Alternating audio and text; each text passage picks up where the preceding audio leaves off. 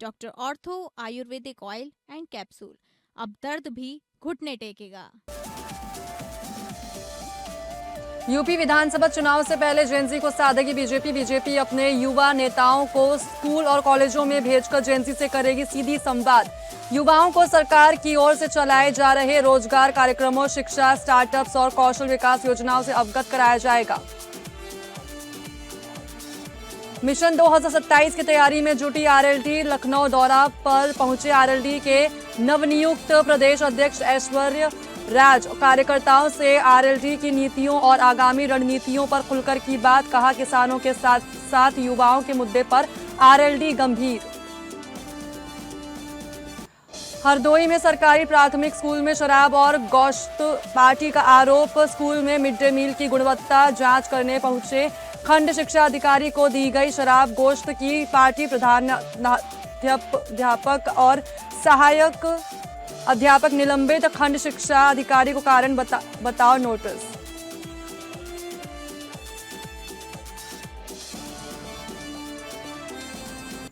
नमस्कार, उत्तर प्रदेश में आप सभी का स्वागत है। मैं हूं आपके साथ साक्षी मिश्रा। खबरों का रुख करते हैं।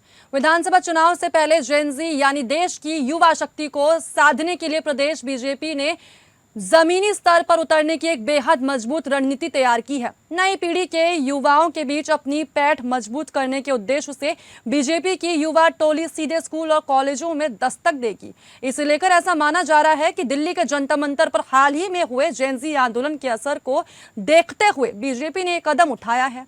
अब बीजेपी अपने युवा नेताओं को सीधे शैक्षणिक संस्थानों में युवाओं से संवाद करने के लिए मैदान में उतारेगी। सूत्रों के अनुसार बताया जा रहा है कि इस अभियान के तहत प्रत्येक विधानसभा क्षेत्र से 10-10 सक्रिय युवाओं की विशेष टीमें गठित की जाएंगी। साथ ही इन टीमों का मुख्य लक्ष्य स्कूल कॉलेजों के छात्रों तक पहुंच बनाकर उनकी समस्याएं, अपेक्षाएं और सरकार के प्रति उनकी राय जानना होगा। युवाओं को सरकार की ओर से चलाए जा रहे रोजगार कार्यक्रमों, शिक्षा, स्टार्टअप्स और कौशल विकास योजनाओं से अवगत कराया जाएगा। साथ ही ये टोली केवल उपलब्धियां नहीं गिनाएगी, बल्कि विपक्ष के भ्रामक प्रचार का भी तथ्यों और आंकड़ों के आधार पर करारा जवाब भी देगी। सोशल मीडिया पर चल रहे नेगेटिव नैरेटिव को काटने के लिए तथ्य आधारित पक्ष युवाओं के सामने रखा जाएगा। साथ ही बीजेपी की इस नई रणनीति का सबसे जरूरी हिस्सा सीधा संवाद है। पार्टी का मानना है इसे लेकर कि आज का जेएनजी वर्ग पारंपरिक राजनीति के बजाय तर्कों और सीधे जवाबों पर भरोसा करता है, क्योंकि ये पीढ़ी डिजिटल प्लेटफॉर्म्स पर सबसे ज्यादा सक्रिय है। इसीलिए पार्टी अब सीधे उनकी भाषा और उनके बीच पहुंचकर अपने विचारों को मजबूती से रखेगी। हमारी केंद्र की सरकार और हमारी प्रदेश की सरकार, पूरी भारतीय जनता पार्टी अपने देश के, अपने प्रदेश के छात्रों, युवाओं के साथ खड़े हैं और उनके हित के लिए जो भी कानून कठिन से कठिन बनाना पड़ेगा, आदरणीय प्रधानमंत्री जी ने अपने वक्तव्य में बार बार दोहराया है। यूपी के अंदर बहुत शीघ्र हम युवा नीति लेकर के आ रहे हैं। हर जिले के अंदर, हर महाविद्यालय के अंदर, हर विश्वविद्यालय के अंदर युवा के लिए मुख्यमंत्री अभ्युदय कोचिंग की व्यवस्था। आपको यूनियन पब्लिक सर्विस कमीशन की परीक्षा की तैयारी करनी हो, Uttar Pradesh public service commission की तैयारी करनी हो, नीट की तैयारी करनी हो, आईआईटी जेईई की तैयारी करनी होगा, वहां का डीएम भी 1 घंटा देगा, एसपी 1 घंटा देगा, क्योंकि इन्होंने यूपीएससी क्लियर किया है। अब बढ़ते हैं अगली खबर की ओर। राष्ट्रीय लोकदल यानी आरएलडी अब मिशन 2027 की तैयारी में जुट गई है। इसी कड़ी में आरएलडी के नवनियुक्त प्रदेश अध्यक्ष ऐश्वर्य राज सिंह लखनऊ दौरे पर पहुंचे, जहां पार्टी कार्यकर्ताओं ने उनका जोरदार यानी भव्य स्वागत किया। आरएलडी प्रदेश अध्यक्ष अपने लखनऊ दौरे के दौरान सबसे पहले हजरतगंज पहुंचे। यहां उन्होंने महात्मा गांधी की प्रतिमा और बाबा साहेब डॉक्टर भीमराव अंबेडकर की प्रतिमा पर माल्यार्पण कर उन्हें नमन किया और फिर पार्टी के संगठनात्मक अभियान का बिगुल फूंका। इस दौरान राजधानी पहुंचे प्रदेश अध्यक्ष का आरएलडी कार्यकर्ताओं ने गर्मजोशी और ढोल नगाड़ों के साथ भव्य स्वागत किया। पदभार संभालने के बाद मिशन 2027 की तैयारियों में जुटे ऐश्वर्य राज सिंह ने पार्टी की नीतियों और आगामी रणनीतियों पर खुलकर बात की। उन्होंने कहा कि आरएलडी देश के पूर्व प्रधानमंत्री चौधरी चरण सिंह की विचारधारा पर चलने वाली पार्टी है और राष्ट्र खुशहाली का रास्ता खेत खलिहानों से होकर जाता है। उन्होंने आगे कहा कि राष्ट्रीय अध्यक्ष जयंती चौधरी किसानों के साथ साथ युवाओं के भविष्य को लेकर भी बेहद गंभीर है। आने वाले समय में आरएलडी उत्तर प्रदेश में एनडीए गठबंधन को और अधिक मजबूत करेगी। साथ ही कार्यकर्ताओं को संबोधित करते हुए नवनियुक्त प्रदेश अध्यक्ष ने स्पष्टीकरण देते हुए कहा कि पार्टी हर एक कार्यकर्ता को साथ जोड़ने के लिए प्रतिबद्ध है। उन्होंने कहा कि हमारा लक्ष्य चौधरी चरण सिंह की विचारधारा को हर विधानसभा और हर बूथ तक पहुंचाना है। इसके लिए ज्यादा से ज्यादा लोगों तक संपर्क साधा जाएगा और टीम आरएलडी के जरिए मजबूत चुनावी प्रबंधन की तैयारी शुरू कर दी गई है। देखिए, राष्ट्रीय लोकदल की विराट विरासत है। हम लोग चौधरी चरण सिंह जी की विचारधारा पर आधारित पार्टी है और चौधरी चरण सिंह जी की विचारधारा कहती है कि राष्ट्र की खुशहाली का रास्ता खेतों और खलिहानों से होकर गुजरता है। साथ ही साथ उन्हीं की विचारधारा को बढ़ाते हुए युवा नेतृत्व चौधरी जयंत सिंह जी हैं। चौधरी जयंत सिंह जी किसानों के साथ साथ युवाओं को लेकर भी बहुत गंभीर है। तो आने वाले समय में मेरा दायित्व रहेगा किसानों के लिए हम लोगों को कार्य करना है। साथ ही साथ हम लोगों को युवाओं को जोड़ना है, मातृशक्ति को जोड़ना है, हर वर्ग को जोड़ना है और आने वाले समय में एनडीए का एक मजबूत घटक दल बनकर एनडीए को पुनः सरकार में लेकर आना है। उत्तर प्रदेश के राज्यपाल आनंदीबेन पटेल ने अयोध्या धाम के महात्मा गांधी वार्ड में आयोजित कार्यक्रम में 15 वार्डों में नवनिर्मित 30 आंगनबाड़ी केंद्रों का उद्घाटन किया। कार्यक्रम के दौरान राज्यपाल ने बच्चों से मुलाकात की और उन्हें फल, मिष्ठान, चॉकलेट भेंट की। बच्चों द्वारा प्रस्तुत देशभक्ति गीत और योगाभ्यास की उन्होंने सराहना की। इसके बाद उन्होंने आंगनबाड़ी केंद्र के रसोई घर का निरीक्षण कर भोजन की गुणवत्ता भी परखी। इस दौरान संबोधन में राज्यपाल ने कहा कि आंगनबाड़ी केंद्र बच्चों और गर्भवती महिलाओं को सुविधाएं देने का जरूरी माध्यम है। सभी अभिभावक अपने बच्चों को नियमित केंद्र भेजें। जिलाधिकारी शशांक त्रिपाठी ने कहा कि विकसित भारत का संकल्प तभी पूरा होगा जब हर बच्चे को गुणवत्तापूर्ण शिक्षा, संस्कार और महिलाओं को बेहतर स्वास्थ्य सुविधा मिलेगी। राज्यपाल के मार्गदर्शन से ही अयोध्या में इन केंद्रों का निर्माण संभव हुआ है। उन्होंने इसको लेकर बताया कि अयोध्या धाम में कुल 70 आंगनबाड़ी केंद्र बनने हैं, जिनमें से 30 का आज उद्घाटन हुआ है। इन केंद्रों से बच्चों को प्रारंभिक शिक्षा, पोषण व संस्कार और गर्भवती धात्री महिलाओं को जरूरी सेवाएं मिलेंगी। कार्यक्रम में निर्माण से जुड़ी लघु फिल्म दिखाई गई और वंदे मातरम की प्रस्तुति हुई। राज्यपाल महोदया द्वारा यहाँ पर 30 आंगनवाड़ी केंद्र अयोध्या धाम में जो बने हैं उनका उद्घाटन कार्यक्रम था।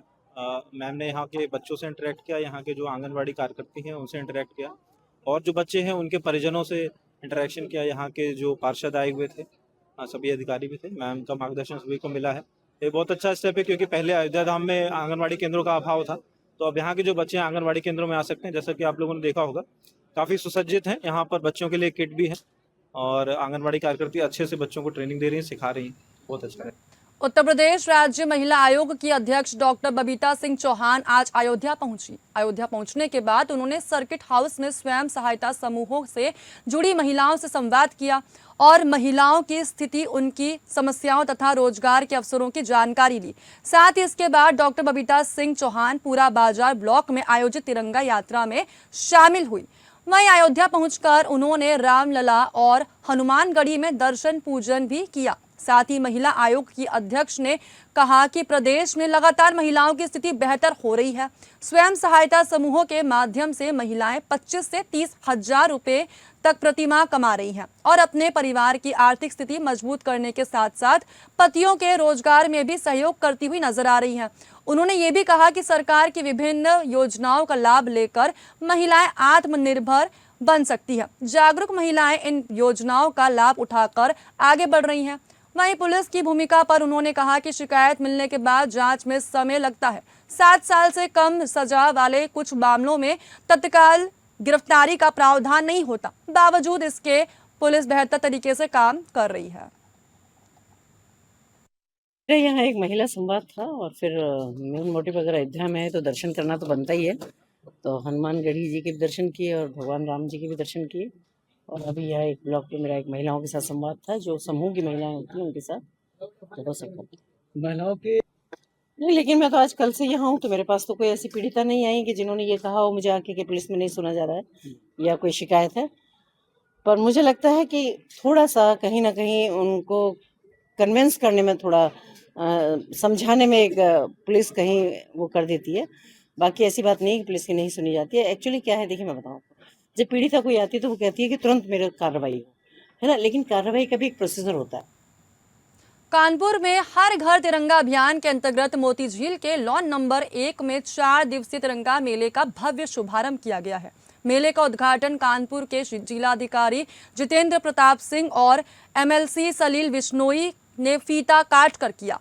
ये मेला 12 से 15 अगस्त तक आयोजित किया जाएगा। वहीं तिरंगा मेले में देशभक्ति और राष्ट्रीय एकता की भावना को बढ़ावा देने के लिए तिरंगा थीम पर आधारित विभिन्न गतिविधियां आयोजित की जा रही हैं। मेले में आने वाले लोगों के लिए विशेष आकर्षण स्वदेशी उत्पादों के स्टॉल है, जहां स्थानीय स्तर पर तैयार किए गए विभिन्न उत्पाद प्रदर्शित किए गए हैं। उद्घाटन के दौरान अधिकारियों और जनप्रतिनिधियों ने मेले का निरीक्षण कर विभिन्न स्टॉलों की जानकारी ली। इस अवसर पर लोगों से हर घर तिरंगा अभियान से जुड़ने और स्वतंत्रता दिवस के अवसर पर अपने घरों पर तिरंगा फहराने की अपील की गई। 4 दिनों तक चलने वाला ये तिरंगा मेला शहरवासियों के लिए देशभक्ति, स्वदेशी उत्पादों और राष्ट्रीय एकता का संदेश देने वाला प्रमुख आयोजन बना हुआ है। सप्ताह हमारा चल रहा है 9 से 15 अगस्त की बंद में, और उसमें जो स्वदेशी की धारणा है, खादी की धारणा है, हथकरघे की धारणा है, और इसके अलावा जो ओडीओपी है, ओडीओसी है, स्वतंत्रता समूह, इन सभी का एक समन्वय करके ये खादी और हथकरघा वस्तुओं का लगाए गए हैं। ये स्टॉल सबको निःशुल्क दिए गए हैं। 15 अगस्त स्वतंत्रता दिवस की पूर्व संध्या पर शासन के द्वारा ये तिरंगा मेले का आयोजन किया गया है। इसमें सभी हस्त निर्मित हैंडमेड वस्तुओं की प्रदर्शनी लगाई गई है। कानपुर के छोटे छोटे लघु उद्यमियों ने, जिन्होंने सेल्फ अपने आप अपने उद्योग को खड़ा किया है, उनके स्टार लगाए गए हैं और उसकी थीम तिरंगा आधारित है। ये एक बहुत अच्छा प्रयास है।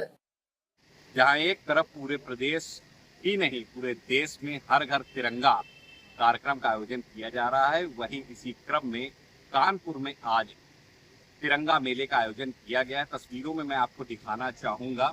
आप देख सकते हैं कि ये जो स्टॉल लगे हुए हैं, ये हैंड क्राफ्टेड है, हस्त निर्मित सारी चीज़ें आपको देख रहे होंगे स्टॉल के माध्यम से तस्वीरों में। ये सारी चीज़ें हाथों से बनाई हुई है। देश के प्रधानमंत्री नरेंद्र मोदी हस्त निर्मित चीज़ों को आत्मनिर्भर भारत बनाने के लिए महत्व दे रहे हैं। और आप ये तस्वीरों में देख रहे हो, ये जितनी भी क्राफ्टिंग आपको दिख रही है, ये सारी हैंडमेड है। और मेरे सामने आप देख रहे होंगे जो लोग मौजूद है, वो अपने हाथों से इस समय भी हैंड क्राफ्टिंग के थ्रू ये तिरंगा बनाया जा रहा है। ये आप तस्वीरों पे आप देख सकते हैं, तिरंगे का फूल है, ये हैंड मेड है। और ये देख सकते हैं आप तस्वीरों में, ये सब हाथ से, तो आप ये हाथ हैंड बैंड है, जिसको आप तिरंगे के रूप में, तिरंगे का कलर दिया गया है उसको। और 15 अगस्त के उपलक्ष्य में, यानी कि स्वतंत्रता दिवस के उपलक्ष्य में आप इसे पहन सकते हैं। तो कहीं ना कहीं जो चीजें पहले बाहर से आती थी अपने देश पे, अब अपने भारत देश को मजबूत करने के लिए देश के प्रधानमंत्री, उत्तर प्रदेश के मुख्यमंत्री योगी आदित्यनाथ हस्त निर्मित चीजों को बढ़ावा देने का प्रयास कर रहे हैं। साथ ही साथ इसी हस्त निर्मित जो कला है, जो अपने भारत में स्वदेशी चीजें, उनको बढ़ावा देने के लिए ऋण योजना भी चलाई जा रही है। तो उसी क्रम में ही इस मेले का आयोजन किया गया।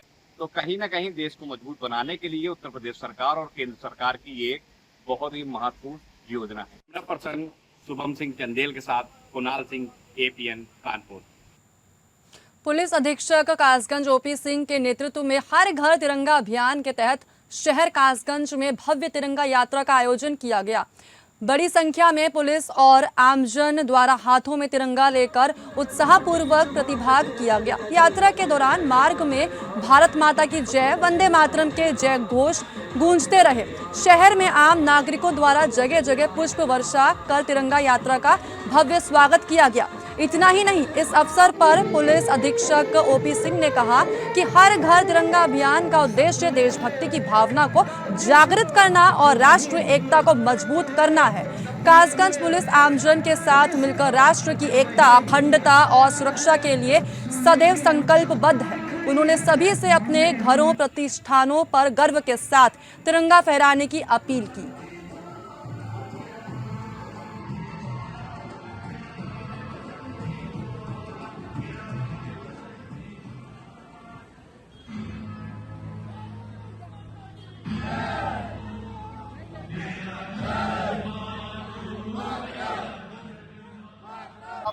पता है कि 15 अगस्त देश का राष्ट्रीय पर्व होता है। स्वाधीनता दिवस के पूर्व पूरे हिंदुस्तान में एक जश्न का माहौल होता है।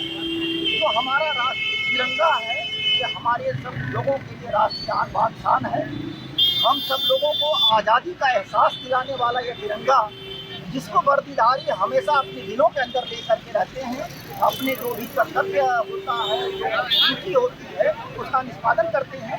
आज ये तिरंगा उनके दिलों से निकल कर उनके हाथों में आकर के और जनपद कासगंज के सड़कों पर सामूहिक रूप से समस्त जनपद वासियों को एहसास दिलाने के लिए एक तिरंगा यात्रा का उद्देश्य। बढ़ते हैं खबरों की ओर। शराब कारोबारी तिलक राज शर्मा से जुड़े कानपुर के कई ठिकानों पर आयकर विभाग की टीमों ने छापेमारी की। जी हां, जानकारी के मुताबिक आयकर विभाग की टीमें कारोबारी के कार्यालय और अन्य व्यावसायिक स्थानों पर पहुंची और जांच शुरू की। साथ ही कहा जा रहा है इसे लेकर कि आयकर विभाग को कारोबारी के वित्तीय लेन देन और टैक्स से जुड़ी कुछ गड़बड़ियों की जानकारी मिली थी। इसी के आधार पर यह कार्रवाई की जा रही है। साथ ही टीमों ने कार्यालय और कारोबारी प्रतिष्ठानों में रखे जरूरी दस्तावेज, हिसाब किताब से जुड़े कागजात, कंप्यूटर, लैपटॉप और अन्य डिजिटल रिकॉर्ड की जांच शुरू की है। तिलक राज शर्मा का नाम राजस्थान लीकर्स लिमिटेड से जुड़ा हुआ है। कंपनी के रिकॉर्ड के अनुसार वो कंपनी के मैनेजिंग डायरेक्टर हैं। कंपनी का पंजीकृत कार्यालय कानपुर के तिलक नगर में है। ये कंपनी शराब और माल्ट लीकर से जुड़े कारोबार में काम करती है। इसके अलावा आरती डिस्टिलरीज प्राइवेट लिमिटेड का भी राजस्थान लीकर से कारोबारी संबंध बताया गया है। साथ ही उपलब्ध दस्तावेजों में कानपुर देहात के रानिया क्षेत्र में डिस्टिलरी और बॉटलिंग से जुड़ी परियोजना का उल्लेख मिलता है। फिलहाल के लिए आयकर विभाग की कार्रवाई जारी है। अभी तक विभाग की ओर से ये जानकारी सार्वजनिक नहीं की गई है कि छापेमारी में कितनी नकदी, संपत्ति या अन्य सामान मिला है। इसी तरह कथित टैक्स चोरी की रकम का भी आधिकारिक खुलासा नहीं हुआ है।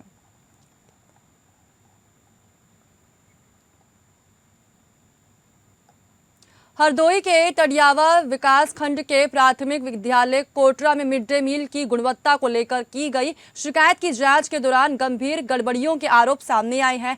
मामले में शराब और गोश्त की कथित पार्टी तथा रसोइया को धमकाने का वीडियो सोशल मीडिया पर काफी तेजी से वायरल हो रहा है और इस वीडियो के वायरल होने के बाद शिक्षा विभाग में हड़कंप मच गया। आरोप ये लग रहे हैं कि शिकायत की जांच करने पहुंचे खंड शिक्षा अधिकारी अनिल कुमार झा को विद्यालय के प्रधानाध्यापक राजेश कुमार ने शराब और गोश्त की पार्टी कराई। शिकायतकर्ता पक्ष का आरोप है कि इसके बाद जांच में प्रधानाध्यापक को कथित रूप से क्लीन चिट दी गई। साथ ही वहीं इनका एक वीडियो काफ़ी ज़्यादा सोशल मीडिया पे वायरल हो रहा है जिसमें उन्होंने ये साफ तौर पर कहा है कि विद्यालय में गोश्त और शराब की पार्टी होने की बात स्वीकार किए जाने का दावा भी किया है।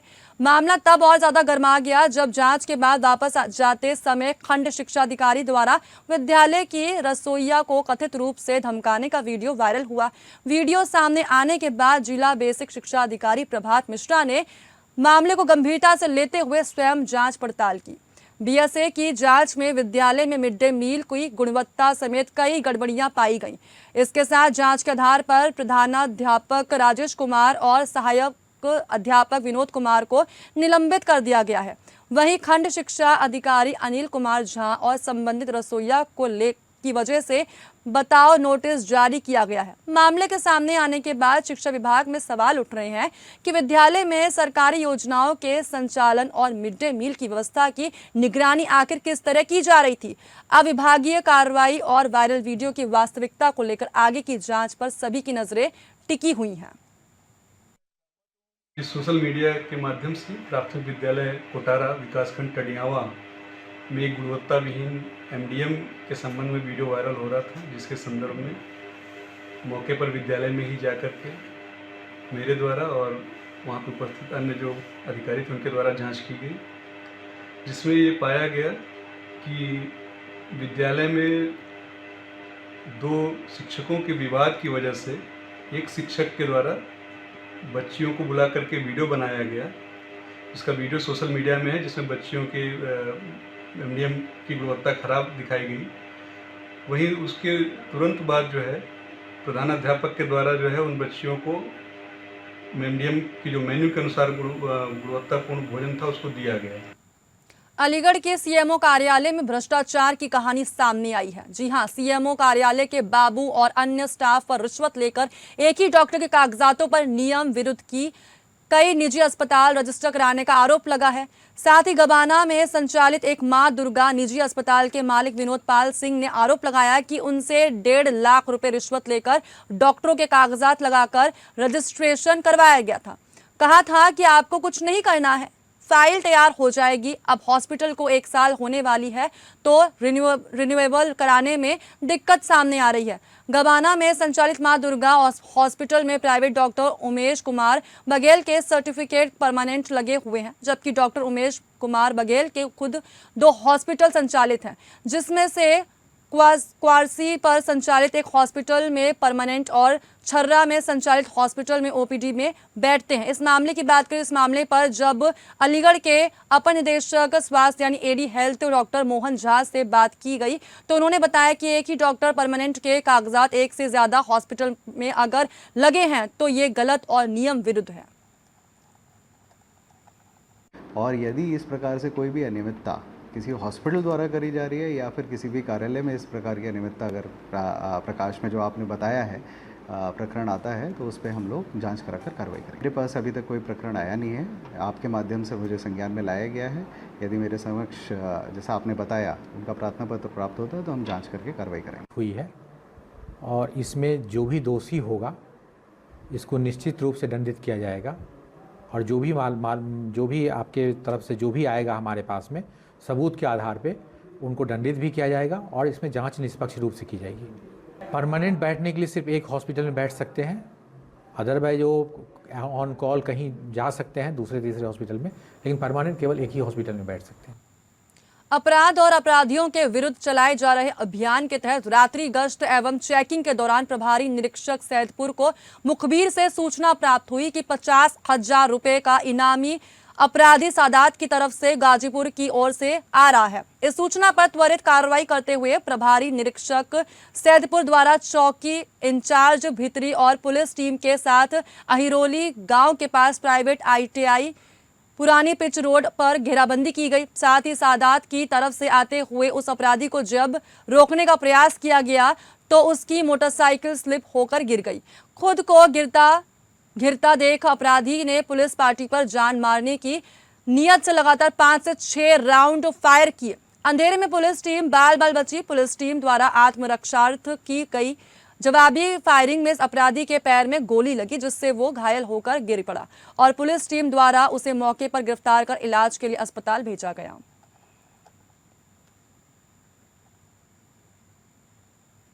जनपद संभल की असमौली थाना पुलिस ने अपर पुलिस अधीक्षक कुलदीप सिंह के निर्देशन और क्षेत्राधिकारी असमौली अमन सिंह के नेतृत्व में अपराध एवं अपराधियों के विरुद्ध चलाए जा रहे धरपकड़ अभियान के तहत असमौली थाना पुलिस द्वारा एक अभियुक्त इकरार को 2 तमंचे 315 बोर, 1 तमंचा 12 बर और 42 अदबने तमंचे के साथ भारी मात्रा में शस्त्र बनाने के उपकरण बरामद करते हुए गिरफ्तार किया, जबकि उसका साथी ताहिर मौके से अंधेरा का फायदा उठाकर भागने में कामयाब रहा। इस विषय में जानकारी देते हुए पुलिस अधीक्षक संभल कृष्ण कुमार बिश्नोई ने बताया कि थाना असमौली की टीम को मुखबिर खास की सूचना पर अवैध शस्त्र फैक्ट्री का खुलासा करते हुए एक अभियुक्त को गिरफ्तार किया है, जबकि उसका एक साथी मौके से फरार होने में कामयाब रहा। मौके से पुलिस को 2 तमंचे 315 बोर, 1 तमंचा 12 बर और 42 अदबने तमंचे के साथ भारी मात्रा में शस्त्र बनाने के उपकरण बरामद हुए। उन्होंने बताया इसे लेकर कि पूछताछ में अभियुक्त ने बताया कि उन्होंने 3 महीने पहले ही इस फैक्ट्री को सेटअप किया था, यानी कि स्टार्टअप किया है। तकरीबन 30 तमंचे बनाकर अभी तक इनके द्वारा बेचे जा चुके हैं। फैक्ट्री को सेटअप करने वाले व्यक्ति का नाम ताहिर है, जो कि असमौली थाना क्षेत्र के हीरापुर गांव का रहने वाला है। ये लोग रात्रि में इस जगह को ऑपरेट करते थे।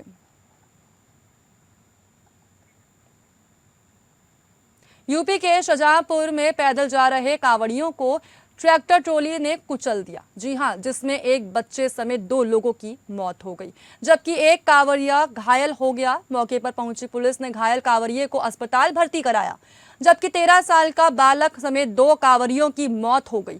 फिलहाल पुलिस टक्कर मारने वाले ट्रैक्टर ट्रॉली के चालक की तलाश कर रही है। दरअसल 22 साल का प्रदीप और 13 साल की नीतीश और साथ ही 25 साल की तुलसी फर्रुखाबाद के पांचाल घाट से जल भरकर गोकर्णनाथ जनपद खीरी कावड़ लेकर जा रहे थे। जैसे ही इंडियन ऑयल पेट्रोल पंप थाना कांट के पास वो लोग पहुंचे तो जलालाबाद की ओर से आ रही कावड़ियों से भरी एक ट्रैक्टर ने पीछे चल रहे कावड़ियों को टक्कर मार दी।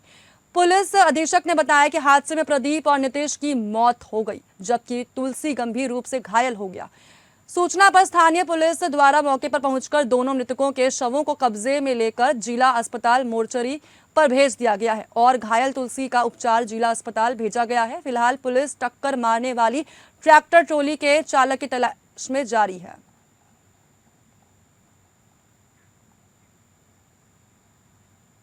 अमेठी के गौरीगंज कोतवाली से महज 100 मीटर और एसपी कार्यालय से 50 मीटर की दूरी पर स्थित कल्पतरू होटल के पास खड़ी एक कार में अचानक से भीषण आग लग गई। जी हां, आग इतनी विकराल, इतनी भयानक थी कि देखते ही देखते पूरे गाड़ी जलकर राख हो गई। कहा जा रहा है इसे लेकर के जलकर राख हुई कार मुसाफिर खाना निवासी बीजेपी नेता अरुण मिश्रा की है। वो गौरीगंज में निकाली जा रही तिरंगा रैली में शामिल होने आए थे और कार को होटल के पास खड़ी कर कार्यक्रम में चले गए थे। प्रत्यक्षदर्शियों के अनुसार बताया जा रहा है कि आग लगने की सूचना तुरंत फायर ब्रिगेड और पुलिस को दी गई। साथ ही स्थानीय लोगों का आरोप ये है कि काफी देर तक फायर ब्रिगेड की गाड़ी मौके पर नहीं पहुंची। आरोप लग रहा है कि गाड़ी पूरी तरह जल जाने के बाद फायर ब्रिगेड की टीम पहुंची। सूचना पर पहुंची गौरीगंज पुलिस ने मौके का जायजा लिया और यातायात को नियंत्रित किया। आग लगने का कारण स्पष्ट नहीं हो पाया है। अभी तक आशंका जताई जा रही है इसे लेकर कि शॉर्ट सर्किट या किसी अन्य वजह से आग लगी हो। घटना के बाद लोगों ने जिले के मुख्यालय में फायर ब्रिगेड की समुचित व्यवस्था न होने पर सवाल उठाए।